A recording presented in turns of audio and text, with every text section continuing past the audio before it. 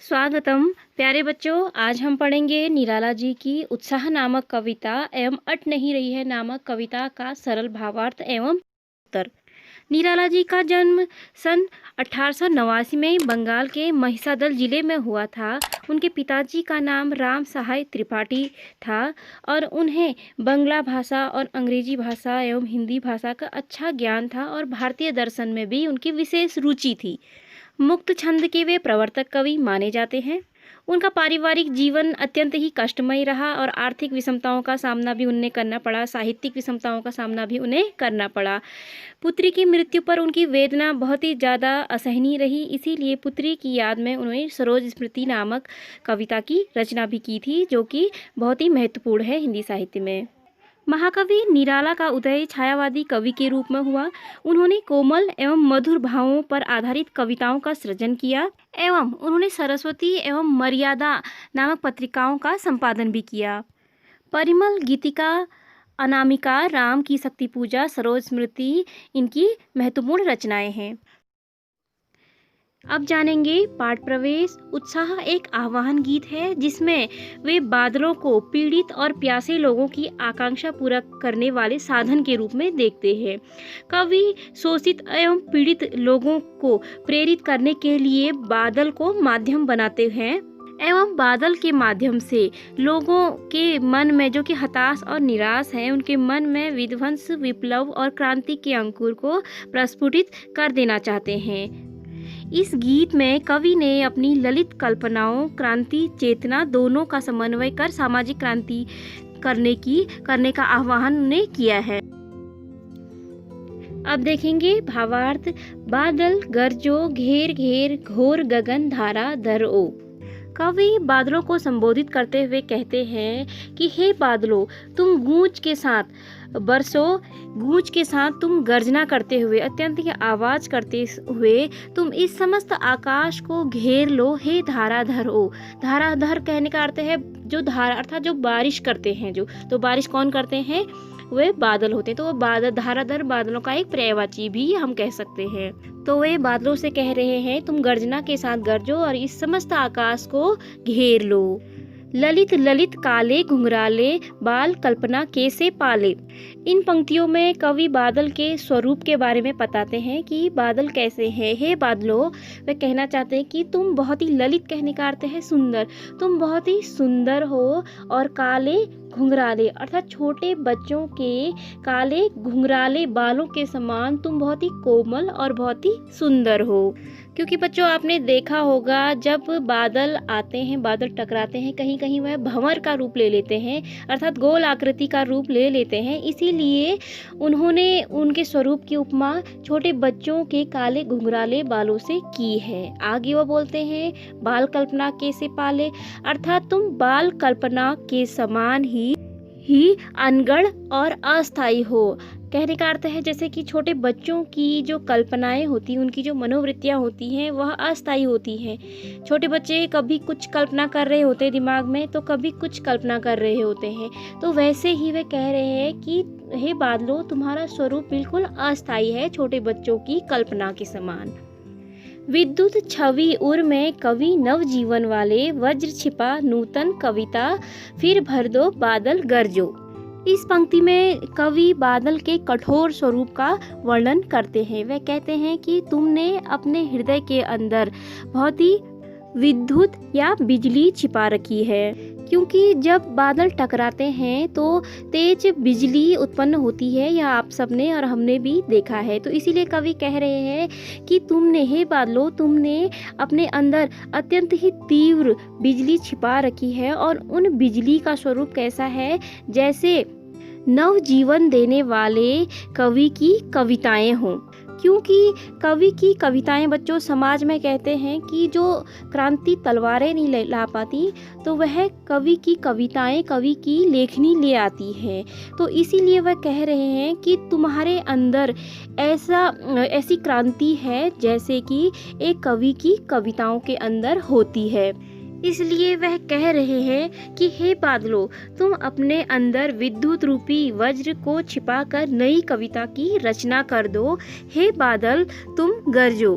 कवि बादलों का आह्वान करते हुए कह रहे हैं कि हे बादलों, तुम गर्जना के साथ दीनहीन, शोषित और निरुत्साहित लोगों के मन में उत्साह का संचार कर दो, जिससे कि फिर कोई उन पर शोषण न कर सके एवं शोषित वर्ग भी युग के नव निर्माणक के रूप में पहचाने जाएं एवं वह अपना योगदान दें।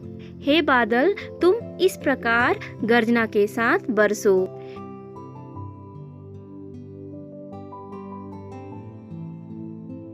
अर्थ यहाँ कवि ने बादल को सुंदर और प्रेरणादायी रूप में प्रस्तुत किया है। भाषा परिष्कृत एवं तत्सम प्रधान है। तत्सम कहने का अर्थ है संस्कृत शब्दों का समावेश कविता में किया गया है। घेर घेर घोर गगन ललित ललित काले घुंघराले में पुनरुक्ति प्रकाश एवं अनुप्रास अलंकार है। विकल विकल उन्मन थे उन्मन विश्व के निदाह के सकल जन। इन पंक्तियों में कवि ने बादल के आने से पूर्व की दशा का वर्णन किया है।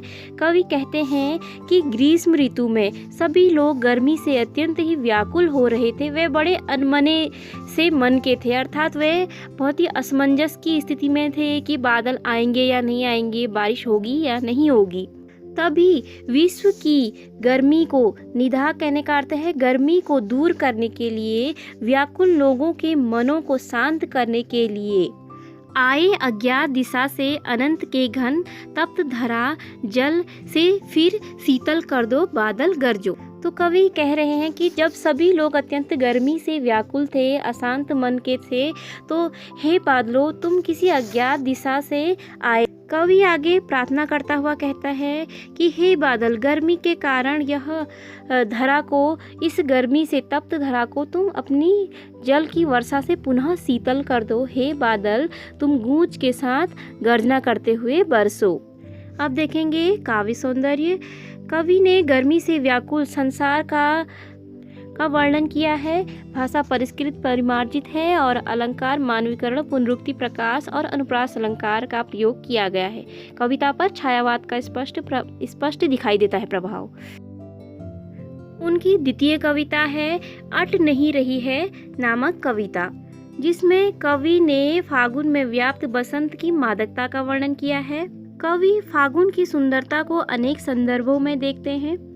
कविता की सौम्य एवं ललित शब्दावली एवं अद्भुत लय ने कविता को भी फागुन के समान ही अत्यंत ही सुंदर बना दिया है। अब जानेंगे इसका भावार्थ। अट नहीं रही है आभा फागुन की तन, सट नहीं रही है कहीं सांस लेते हो, घर घर भर देते हो। कवि ने फागुन के महीने का वर्णन किया है, जो कि आधी फरवरी और आधी मार्च में आता है, जिसे हम बसंत ऋतु भी कहते हैं। कवि कह रहा है कि फागुन की सुंदरता प्रकृति में, अट कहने का अर्थ है समाना, फागुन की सुंदरता प्रकृति में समा नहीं पा रही है। अतः प्रकृति के कण कण से फागुन का सौंदर्य फूट पड़ता है। फागुन की आभा, जिसे हम कांतीय चमक कह सकते हैं, इतनी अधिक है कि पूरी पृथ्वी भी उसके लिए कम पड़ रही है उसकी सुंदरता को व्यक्त करने के लिए। कहीं सांस लेते हो, घर घर भर देते हो।